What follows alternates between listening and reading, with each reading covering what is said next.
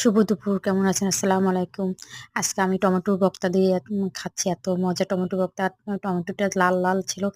ধুয়ে যে টমেটোতে একটু তেল দিয়ে একটু টালার পরে একদম কাঁচামরিচ, শুকনা মরিচ দিয়ে, ধনিয়া পাতা দিয়ে, পেঁয়াজ দিয়ে মাখছি। এত স্বাদ লাগবে অনেক। সাথে, সাথে লাল শাক ভাজি, তাই না?